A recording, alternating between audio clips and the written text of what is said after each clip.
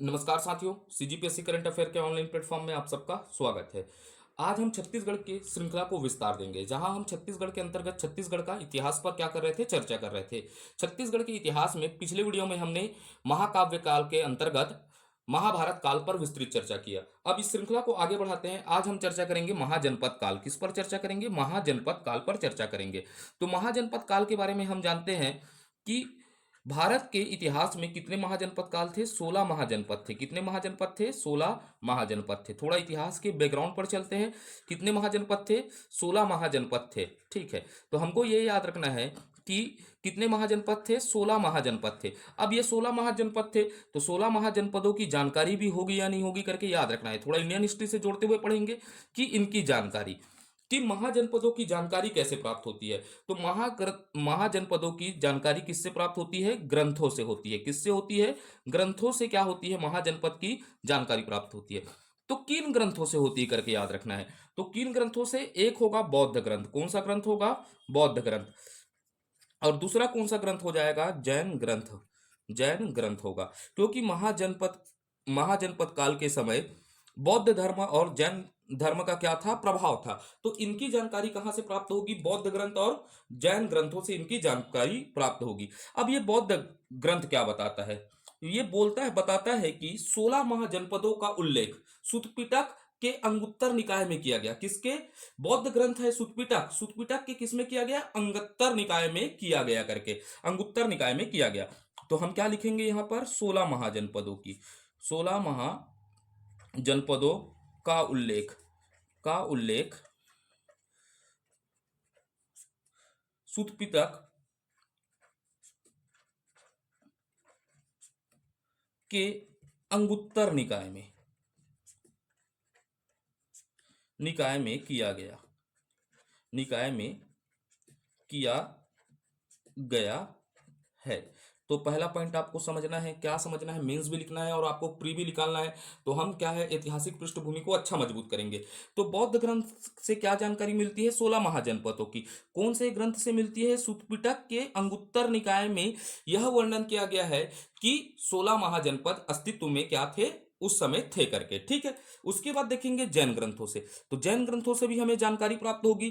तो जैन ग्रंथ में एक ग्रंथ कौन सा है? भगवती सूत्र से में यह उल्लेख किया गया है कि 16 महाजनपद थे करके। ठीक है, तो देखते हैं यहां पर क्या लिखते हैं। 16 महाजनपदों की किसकी बात करते हैं? 16 महाजनपदों का उल्लेख का उल्लेख उल्लेख जैन ग्रंथ। इसको याद रखना है, ये आपके अपमों में भी पूछता है। जैन ग्रंथ भगवती भगवती सूत्र में किया गया है। जैन धर्म भगवती सूत्र में किया गया है करके आपको याद रखना है। तो ये हुआ थोड़ा सा सामान्य परिचय बनाया, इसको इंडियन हिस्ट्री से रिलेट किए। महाजनपद है तो 16 महाजनपद है। 16 महाजनपदों की जानकारी कहां से प्राप्त होगी? पहला आपको याद रखना है बौद्ध ग्रंथ। बौद्ध ग्रंथ में क्या याद रखना है? सुत्पिटक के अंगुत्तर निकाय से जानकारी होती है। और जैन ग्रंथ में किसको? भगवती सूत्र में क्या किया गया है? उल्लेख किया गया है। तो ये थोड़ा सामान्य परिचय हुआ। अब हम जाते हैं छत्तीसगढ़ के परिप्रेक्ष्य में, चर्चा करते हैं। किसके परिप्रेक्ष्य में? छत्तीसगढ़ में। किसमें देखते हैं? छत्तीसगढ़ में गढ़ में महाजनपद काल पर चर्चा करते हैं। किस पर? महाजनपद काल पर चर्चा करते हैं। छत्तीसगढ़ के अंतर्गत क्या देखते हैं? महाजनपद काल पर क्या करते हैं? चर्चा करते हैं। अब ये छत्तीसगढ़ है, ठीक है, तो क्या होगा? छत्तीसगढ़ भी क्या होगा? 16 महाजनपदों का क्या था? हिस्सा होगा या नहीं होगा? क्योंकि भारत में है तो ये भी क्या हो जाएगा? 16 महाजनपदों का क्या था? हिस्सा था। ठीक है, तो आप पहला पॉइंट क्या लिख सकते हैं? 16 महाजनपदों में एक महाजनपद कौशल था। थोड़ा सा आप समझते हैं कि इसका 16 महाजनपदों में एक महाजनपद क्या था? कौशल था। ठीक है, कौशल था करके याद रखना है।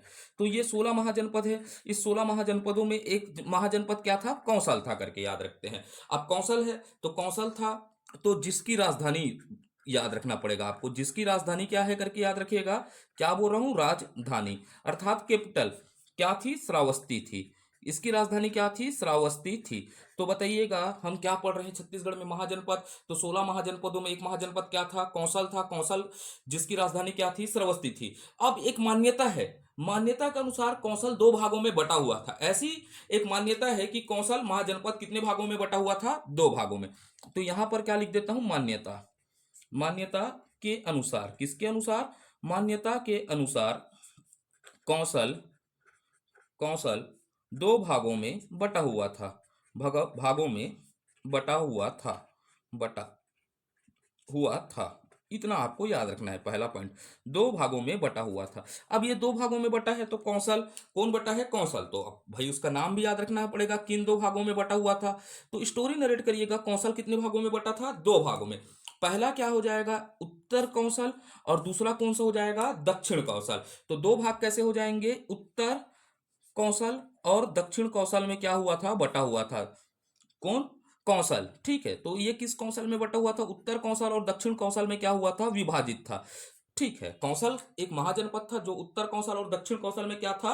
बटा हुआ था। अब यहां से समझना है कि छत्तीसगढ़ किसका हिस्सा था। तो छत्तीसगढ़, वर्तमान का छत्तीसगढ़ किसका हिस्सा था? दक्षिण कौशल का हिस्सा था। तो हमको ये याद रखना है, वर्तमान का कौशल, किसका बोल रहा हूं? वर्तमान का छत्तीसगढ़, छत्तीसगढ़ दक्षिण कौशल का हिस्सा था। किसका? दक्षिण कौशल का हिस्सा था करके याद रखना है। कौशल का हिस्सा था, ये हमारे लिए इंपॉर्टेंट है। किसका हिस्सा था? दक्षिण कौशल का हिस्सा था। तो छत्तीसगढ़ का क्या नाम रहेगा?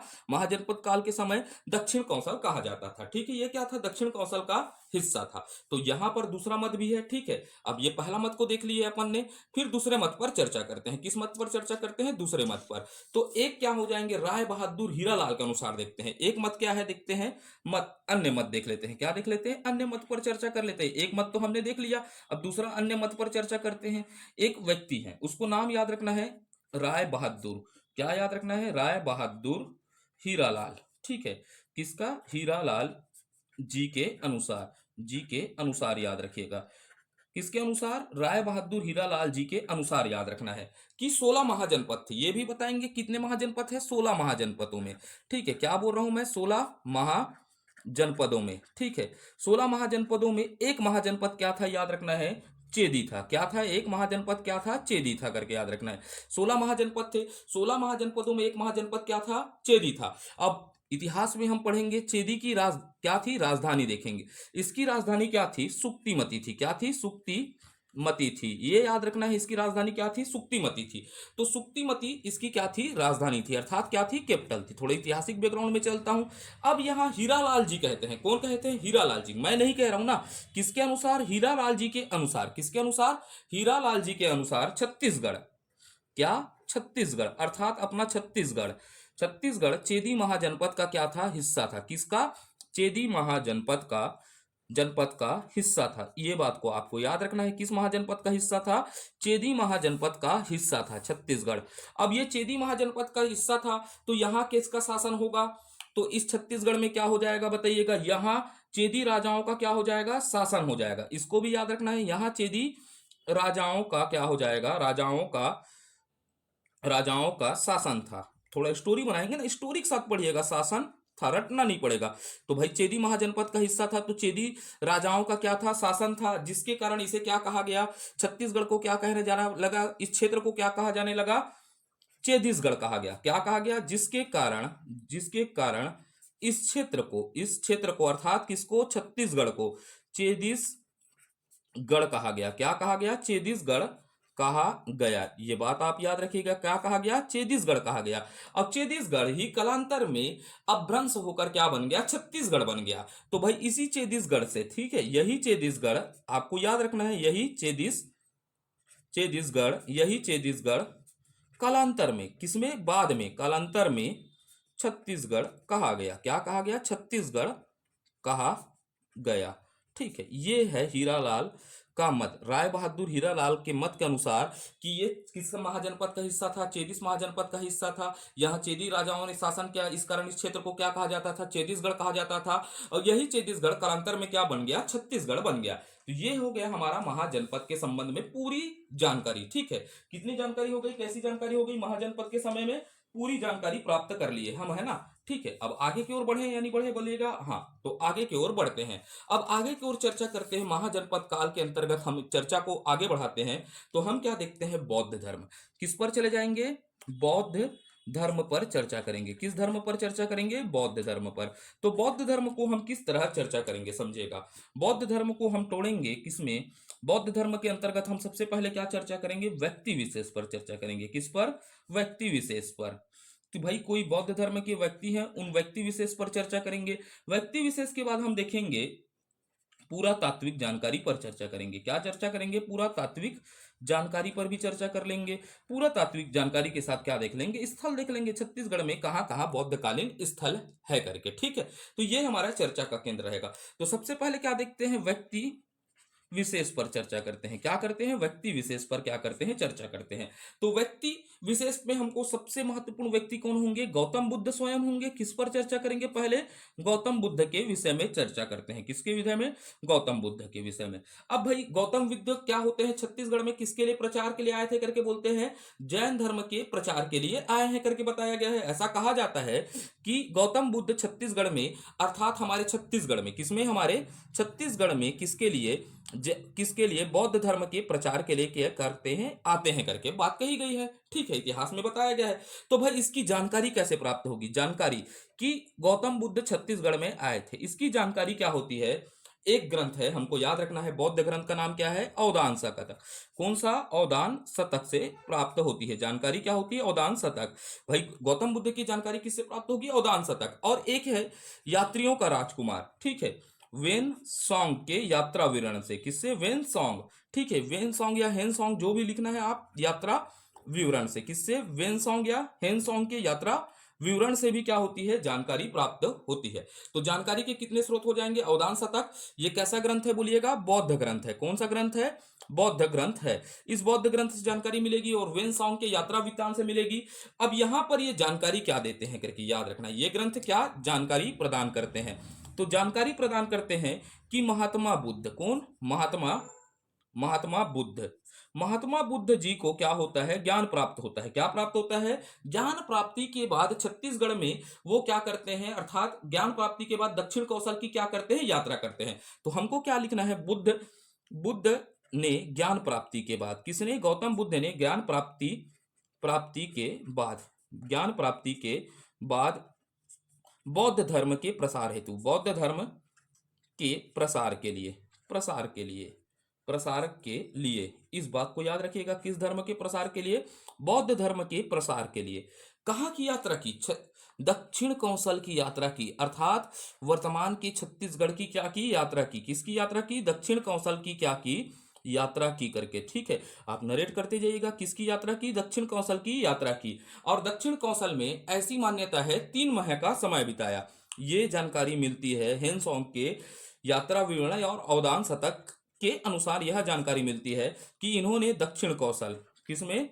दक्षिण कौशल में 3 माह व्यतीत किया करके। ठीक है, 3 माह व्यतीत किया। तो ये हो गया पहला व्यक्ति विशेष। तो ठीक है, गौतम बुद्ध जानकारी किससे मिलेगी? अवदान शतक बौद्ध ग्रंथ है। वेनसॉन्ग का यात्रा विवरण है। महात्मा बुद्ध ने ज्ञान प्राप्ति के बाद क्या किया? ज्ञान प्राप्ति के बाद बौद्ध धर्म का प्रचार के लिए क्या किया? दक्षिण कौशल की यात्रा की और दक्षिण कौशल में 3 महीना व्यतीत किए। ये हो गया गौतम बुद्ध के बारे में जानकारी। अब चर्चा के केंद्र को आगे बढ़ाते हैं। तो यहां पर क्या देखेंगे? वेन सॉन्ग या हेन सॉन्ग। ठीक है, आप जो भी पढ़े जैसा इसका उच्चारण वेन सॉन्ग या हेन सॉन्ग होता है। ठीक है, तो वेन सॉन्ग पहले लिखते हैं। वेन सॉन्ग कौन था? सबसे पहले वेन सॉन्ग कौन था? आपके मन में प्रश्न आना था, कौन था? तो हमको याद रखना है, चीनी यात्री था। कैसा यात्री था? चीनी यात्री था। अब चीनी यात्री था तो इसके लिए क्या था? उपनाम था। क्या था इसका? उपनाम था या अन्य नाम था। चीनी यात्री के साथ इसे क्या कहा जाता है?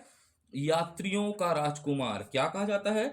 यात्रियों का राजकुमार भी कहा जाता है। इसको क्या कहा जाता है? राजकुमार कहते हैं। तो इसका अन्य नाम क्या था? यात्रियों का राजकुमार था।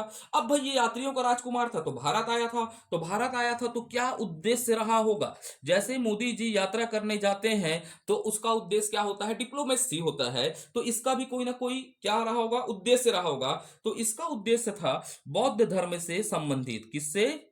बौद्ध धर्म से संबंधित ज्ञान प्राप्त करना, संबंधित ज्ञान प्राप्त करना इसका उद्देश्य था। अर्थात यह बौद्ध धर्म से संबंधित ज्ञान प्राप्त करने के लिए कहाँ यात्रा किया? तो भाई यात्रा किया है तो यात्रा का समय क्या होगा?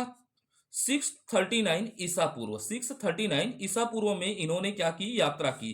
कहाँ की, छत्तीसगढ़ की। अब छत्तीसगढ़ की यात्रा की है तो यात्रा करेंगे तो भाई क्षेत्र रहा होगा, छत्तीसगढ़ के किस क्षेत्र में यात्रा किए होंगे इसको भी देख लेते हैं। छत्तीसगढ़ में यात्रा किए तो भाई छत्तीसगढ़ में आ रहे हैं वेनसोंग जी, तो हमारा स्वागत नहीं करेंगे करके बोलेंगे। तो ये कहाँ कहाँ इनका स्वागत किया गया गया स्वागत किया गया या ये कहां पहुंचे, तो एक जगह याद रखना है महासमुंद। कहां याद रखना है, महासमुंद में यात्रा की। कहां की यात्रा की, महासमुंद। महासमुंद में किसकी, भैया बौद्ध धर्म का केंद्र क्या है महासमुंद में, सिरपुर की यात्रा करेंगे। किसकी यात्रा करेंगे, सिरपुर की यात्रा करेंगे। वैसे ही दूसरा आपको याद रखना है बिलासपुर जिला, इसको मैं लिख दिया बीपी। बिलासपुर में किस क्षेत्र में यात्रा की, मल्हार। तो छत्तीसगढ़ में ये दो जगह यात्रा करते हैं। पहला आपको याद क्या रखना है, पहला बोलिएगा महासमुंद जिला। कौन सा जिला, महासमुंद जिला के अंतर्गत कहां किया, सिरपुर में यात्रा किया। सूरपुर में यात्रा किया। सिरपुर के बाद आपको कहां यात्रा किया, बिलासपुर में। बिलासपुर में कहां किया, मल्हार में। मल्हार में यात्रा किया। तो आप स्टोरी नरेट करिएगा, ये महासमुंद और कहां, बिलासपुर में क्या करते हैं, यात्रा करते हैं। सिरपुर में, महासमुंद के सिरपुर में, बिलासपुर के मल्हार में। आपको इतना मैं विश्वास देता हूं कि आप छत्तीसगढ़ के वीडियो को देखिएगा अच्छे से, ठीक है। आपको लगता है कि हम पेपर में पढ़ा रहे हैं, लेकिन जितना मैं जानता हूं और जितने तथ्यों को लिखा लूंगा छत्तीसगढ़ समग्र के किताबों से हैं। कोचिंग में भी आपको ये तथ्य, प्रामाणिक तथ्य नहीं मिलेंगे, ठीक है। थोड़े दिन के बाद आप समझ पाएंगे कि मैं किस तरह पढ़ाने का क्या कर रहा हूं, प्रयास कर रहा हूं, ठीक है। और आप अभी सुनते होंगे सीजीपीएससी नॉलेज हब में सुनते होंगे, या क्या होता है अभी कुछ क्या है, चैनल है, जानकारियां प्रदान करती है छत्तीसगढ़ के, क्या देती है, वैकेंसियों का क्या देती है, जानकारी देते हैं कि आने वाले समय में बहुत सारे वैकेंसी आएंगी। तो आपको बिल्कुल याद रखना है छत्तीसगढ़ में क्या होता है, सीजीपीएससी नॉलेज हब है, ठीक है, क्या है, व्यापम हब है। यहाँ से आपको जानकारी प्राप्त होती रहती होगी कि बहुत सारे क्या हो रहे हैं, वैकेंसी आने वाले हैं। तो आपको बिल्कुल तैयारी करते रहना है, बिल्कुल आपको जुड़ जाना है कि ये साल हमको क्या कर लेकर रहना है, छत्तीसगढ़ में किसी नौकरी को लेकर रहना है। तो हम इसमें, मेरा एक छोटा सा सहयोग रहेगा, मैं ज्यादा बात नहीं करूंगा, छोटा सा सहयोग रहेगा। आपको अच्छा लगता है तो बिल्कुल देखते रहिएगा, ठीक है। तो क्षेत्र याद रखिएगा, कौन सा हो जाएगा, महासमुंद। महासमुंद का कौन सा, सिरपुर। और बिलासपुर का कौन सा हो जाएगा, मल्हार क्षेत्र में, ठीक है। अब भाई मल्हार है तो इसकी भाई यात्रा तो कर लिए, तो यात्रा कैसे याद रखेंगे करके वो रचना करके चले गया, इधर उसको मन लग गया, ठीक है, मुहा गए।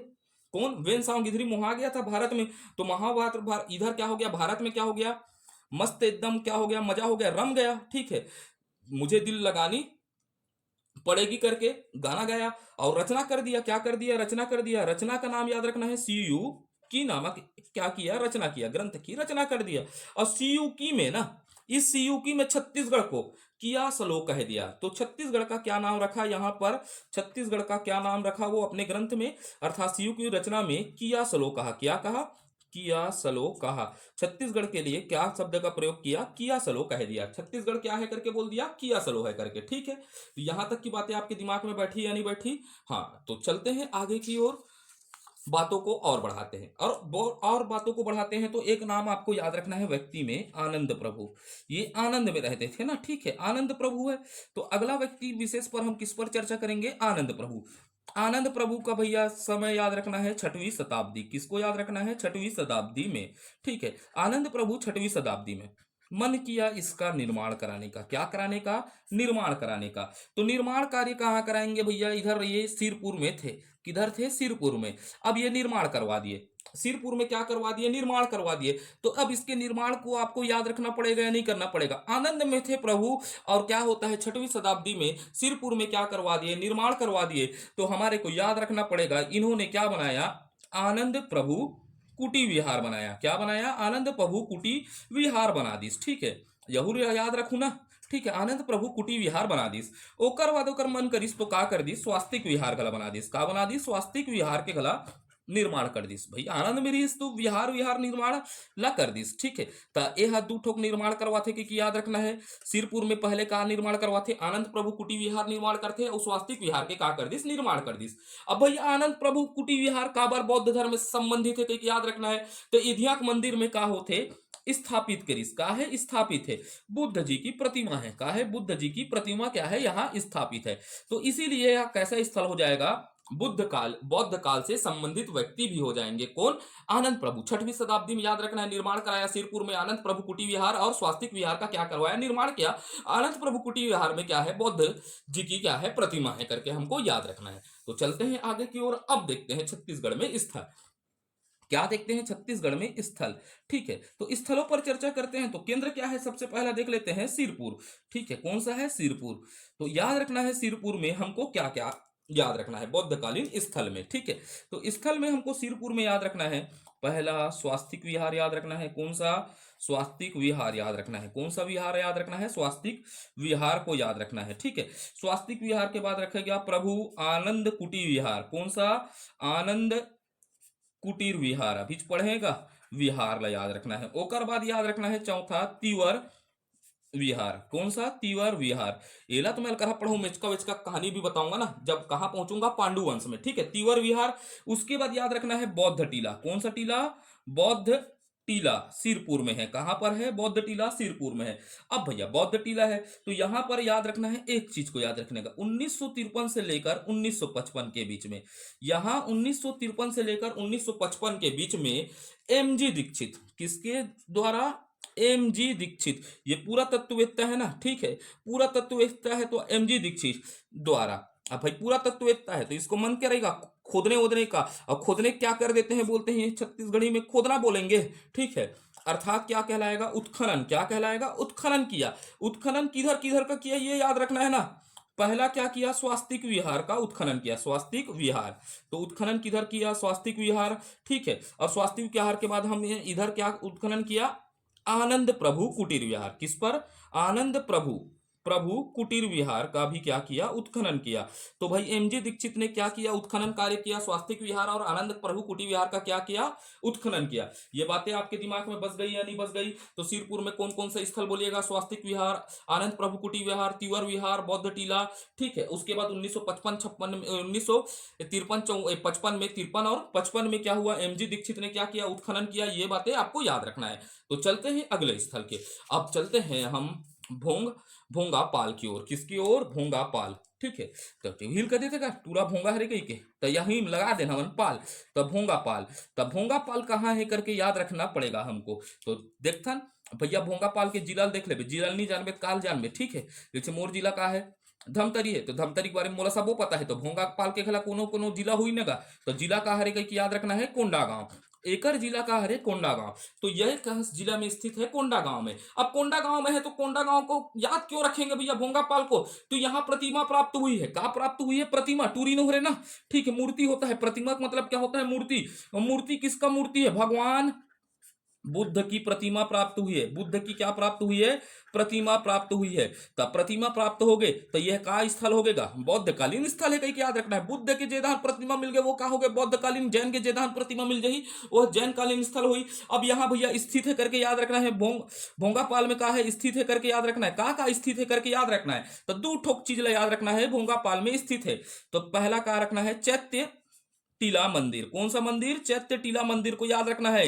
तो प्रश्न पूछेगा चैत्य टीला मंदिर कहाँ है, कोंडागांव में। इसने प्रश्न पूछेगा शिक्षक भर्ती, पुलिस भर्ती, सबों में। तो मैं सब बोल तो पढ़ा हूं, एक बाद एमसीक्यू कराऊं, एकदम दहलात ले एमसीक्यू कराऊं छत्तीसगढ़ के। तब बताऊ कैसे लगी ओकर बाद बनते या नहीं बने, क्योंकि समझ में आ जाई। तो यहाँ चैत्य टीला का निर्माण कराई, और उसके बाद का हुई सप्त मृतिका। क्या, सप्त मृतिका टीला का भी यहाँ है, टीला है। तो ये सप्त मृतिका टीला है। अब चैत्य टीला है तो चैत्य टीला का अन्य नाम भी है, इलाका कह देते हैं करके याद रखना है चैत्य टीला को, डोकरा बाबा। कौन से, डोकरा बाबा टीला कहते हैं, डोकरा बाबा टीला। ठीक है, तो चैत्य टीला को क्या कहा जाता है, डोकरा बाबा टीला कहा जाता है। बिल्कुल याद रखिएगा, चैत्य टीला क्या है, चैत्य टीला मंदिर क्या है, डोकरा बाबा टीला के नाम से भी जाना जाता है। सप्त मृतिका टीला को क्या कहा जाता है, रानी टीला कहा जाता है। ये भी याद रखना है, गांठ पार के रख लीजिएगा।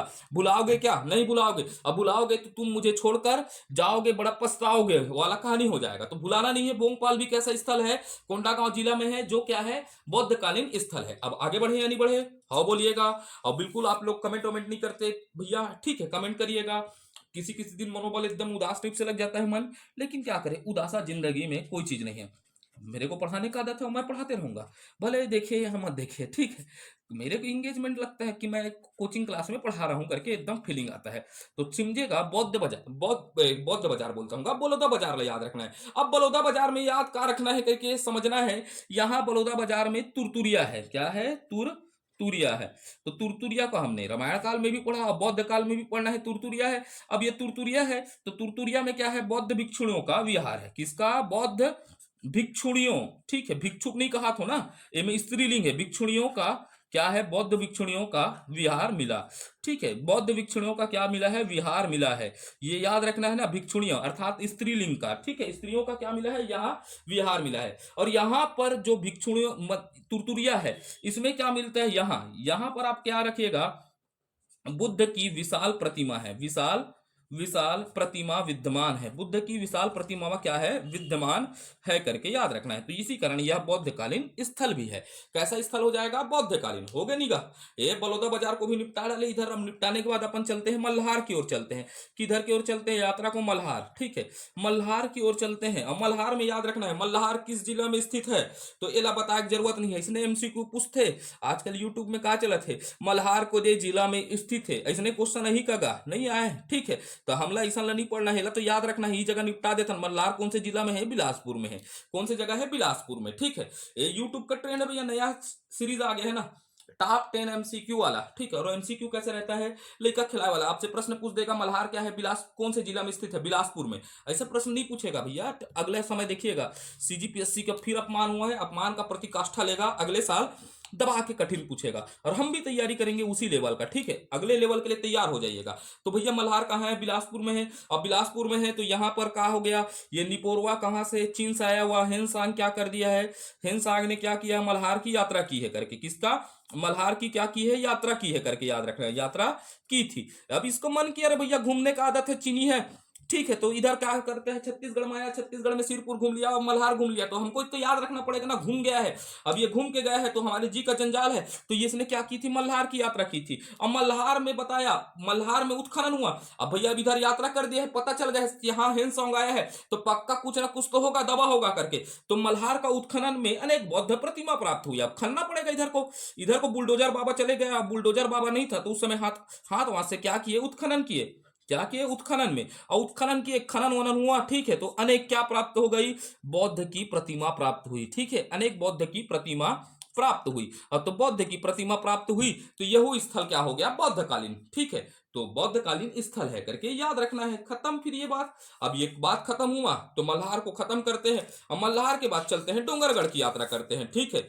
अब भैया जियत जियत ते पुण्य कमा देस कह के, अब मैं तुम्हार मन भर पुण्य कमातो डोंगरगढ़ ले जाता हूँ, ठीक है। आप ये समझेगा, आप फ्री में पूरे छत्तीसगढ़ की क्या कर रहे हैं, यात्रा कराऊंगा आपको।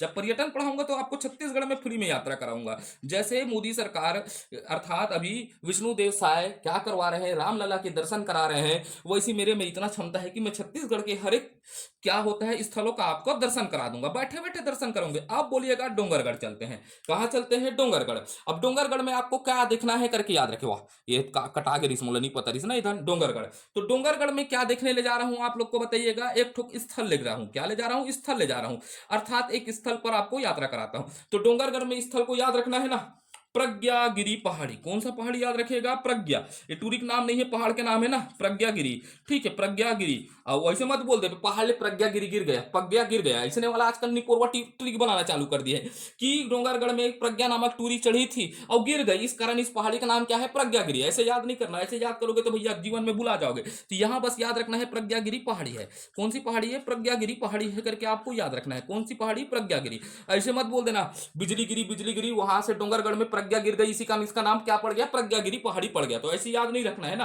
तो ये पहाड़ी का नाम क्या है, प्रज्ञागिरी है। अब प्रज्ञागिरी है तो प्रज्ञागिरी में कुछ ना कुछ तो मिल गया, तो यहां पर क्या है करके कोई मिल गया टाइप से आपको याद रखना है। यहां पर क्या है, कोई मिल गया में आपको क्या याद रखना है, गौतम बुद्ध की प्रतिमा है, गौतम बुद्ध की प्रतिमा मिल गई, ठीक है, गौतम बुद्ध की ऊंची प्रतिमा है, क्या है, ऊंची प्रतिमा है। तो ये कितना फीट है याद रख लेना है, 30 फीट का प्रतिमा है, ठीक है, 30 फीट का प्रतिमा है। पहाड़ ऐसे देखो नहीं, डोंगरगढ़ पहुंचबे नटेर के देखबे तो ऊपर ले दिखते प्रज्ञागिरी पहाड़ी में 30 फीट ऊंची क्या है, प्रतिमा है। अब प्रतिमा है तो यहां पर 6 फरवरी को याद रखिएगा, 6 फरवरी, 14 फरवरी मना डाले हो तो एक चीज को याद रख लेना, 6 फरवरी को, ठीक है, 6 फरवरी को अंतर्राष्ट्रीय क्या लिखिएगा, अंतर्राष्ट्रीय, अंतर्राष्ट्रीय बौद्ध सम्मेलन का आयोजन होता है। 14 फरवरी नहीं गा, 6 फरवरी को होते हैं ना, 6 फरवरी को अंतर्राष्ट्रीय बौद्ध सम्मेलन का क्या होता है, आयोजन होता है। अब ये बौद्ध सम्मेलन आयोजन हुआ तो इसका प्रारंभ भी याद रख लीजिएगा ना, इधर ही निपटा दीजिएगा। प्रारंभ प्रारंभ कब हुआ, 6 फरवरी, तो इसी कारण इसको मनाया जाता है। 6 फरवरी 1992 को किया गया था। प्रारंभ कब किया गया था, 6 फरवरी 1992 को किया गया था। तो ये हो गया हमारा डोंगरगढ़ प्रज्ञागिरी नामक स्थल से। ठीक है, अब इधर से चलते हैं, सीधा मेन पार्ट पर चलते हैं। किधर चलते हैं, मेन पार्ट थोड़ा जड़ाता हूं आप लोग को। ठीक है, छत्तीसगढ़ का क्या कहा जाता है, शिमला कहा जाता है। और शिमला कहा जाता है तो यहां पर क्या याद रखना है, बौद्ध मंदिर है। कौन सा मंदिर है, बौद्ध मंदिर है। ये बौद्ध धर्म का भी केंद्र है। ठीक है, और एक ठोक बात को याद रखना, जब जियोग्राफी पढ़ाऊंगा तो 1962 में तिब्बती शरणार्थियों को बसाया गया। ठीक है, ये कहानी याद रखिएगा, बौद्ध मंदिर है। थोड़ा जाड़ लगा आप लोगों को, मैन पार्ट भी घुमा दिया। थोड़ा जड़ाओ ना, गर्मी के दिन में ठंडी का मजा लीजिए मेरे साथ। क्यों, क्योंकि आपको मैं फ्री में आपको अभी कहां घुमाया हूं, मैन पार्ट। मैन पार्ट में क्या है, बौद्ध मंदिर है करके याद रखना है। कौन सा मंदिर है, बौद्ध मंदिर है। अब यहां से याद रखो, विशेष कर देते हैं। ठीक है, अब समापन की ओर चलते हैं, विशेष। अब विशेष को ये मेंस में आपको लिखना है। अब यहां पर कौन सा काल आएगा, सातवाहन ने भी राजा, सातवाहनों ने क्या किया, यहां पर क्या किया है, शासन किया है। तो सातवाहन शासकों द्वारा बौद्ध दार्शनिक, भैया नागार्जुन के लिए क्या होता है, नागार्जुन के लिए दक्षिण कौशल की राजधानी के निकट, ऐसा कहानी है ना, दक्षिण कौशल की राजधानी के निकट 5 मंजिला भव्य क्या बनाया गया, संघाराम का निर्माण किया गया। तो यहां से एक ठोक पॉइंट लिख लो ना, क्या लिखना है, यहुल भुलाना नहीं है ना, सातवाहन। कौन सा, सातवाहन। एरा पढ़ाऊंगा ना किरारी कास्ट स्तंभ में, बताऊंगा क्या क्या चीज है करके। सातवाहन शासकों द्वारा, किसके द्वारा, शासकों द्वारा, याद रखिएगा। सातवाहन शासकों द्वारा किसके लिए, प्रसिद्ध बौद्ध बौद्ध दार्शनिक। ठीक है, इसको मैं आपको हिस्ट्री में पढ़ाऊंगा। दार्शनिक, दर्शनिक, प्रसिद्ध बौद्ध दार्शनिक। अंडरलाइन क्या रखना है, नागार्जुन। क्या याद रखना है, नागार्जुन के लिए, नागार्जुन के लिए। अब भाई दक्षिण कौशल की राजधानी के निकट लिखिएगा, ये स्थान एकदम क्लियर नहीं है ना, इसीलिए मैं क्या लिख रहा हूं, दक्षिण कौशल। जो छत्तीसगढ़ के मुख्य स्टैंडर्ड बुक है वहां पर क्या लिखा है, दक्षिण कौशल के राजधानी। कई जन लोग लिख दिए हैं दक्षिण कौशल लिख दिए हैं, कई बुक में क्या लिख दिए हैं, सिरपुर लिख दिए हैं। तो हम क्या लिखेंगे, दक्षिण कौशल के राजधानी के निकट, राजधानी के निकट। ठीक है, जो स्टैंडर्ड किताबों में लिखा हुआ है समग्र में, छत्तीसगढ़ की राजधानी के निकट, निकट निकट भव्य भव्य 5 मंजिल, 5 मंजिल वाला वो समय भैया बिल्डिंग था ना, याद रखिएगा। 5 मंजिल संघाराम, किसका, संघाराम। आया राम गया राम पढ़ेंगे दल बदल कानून में, तो वैसे याद रखना है। किसके लिए, नागार्जुन के लिए संघाराम का क्या करवाया, निर्माण करवाया, एकदम निर्माण करवाया करके आपको याद रखना है, कराया गया था करके, निर्माण कराया गया था। तो आज के लिए इतना ही रखते हैं बौद्ध धर्म। कल मिलेंगे नए वीडियो के साथ, जैन धर्म में चर्चा करेंगे। ठीक है, धीरे धीरे इतिहास को भी आगे बढ़ाएंगे। तो आपको फिर मेरे को आपसे 3 आग्रह रहता है कि अगर आपको वीडियो अच्छा लगता है तो आप बिल्कुल हमको क्या करिए, कमेंट करिए। अगर आपके लिए यह जानकारी उपयोगी है तो बिल्कुल आप हाँ उपयोगी है गुरुजी के बोलो ना गा। ठीक है, तो मूल बने लगी मोर आत्मा जुड़ा ही, तो कमेंट करना है। और एकदम थोड़ा सा अच्छा लग गए, ठीक है, अच्छा लग गया तो क्या कर देना है, आप मान ला लाइक कर देना है, तो लाइक कर देना है। और भैया ये हमारे परिवार ला आगे बढ़ाना है तो क्या करना है, ला शेयर करना है, क्या करना है, शेयर करना है। और बिल्कुल मया दुलार ला बनाए रखना है। तो अब मिलवो अगला पार्ट में, अगला चैप्टर में देखबो हमन छत्तीसगढ़ में जैन धर्म अवकाल वही धर्म देख लेबो, जैन धर्म पहले खत्म कर लेथन ता हम शुरुआत करबो बने बने टॉपिक मन ला। ठीक है, तो आप मतलब वीडियो सुघर लगा थे तो बिल्कुल लाइक करू और कमेंट करू। ठीक है, भारत माता की जय, जय छत्तीसगढ़।